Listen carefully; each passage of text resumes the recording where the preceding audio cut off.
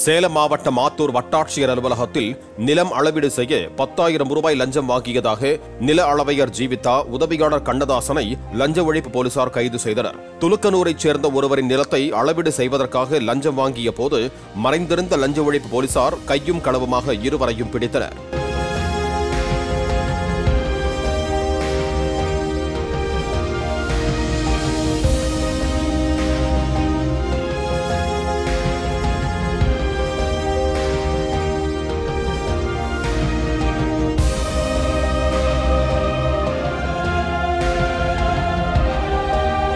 Play store மற்றும் app ஸ்டோரில் இருந்து பாலிமர் செயலியை QR கோடு மூலம் பதிவிறக்கம் செய்யுங்கள். செய்திகளை உடனுக்குடன் பெறுங்கள்.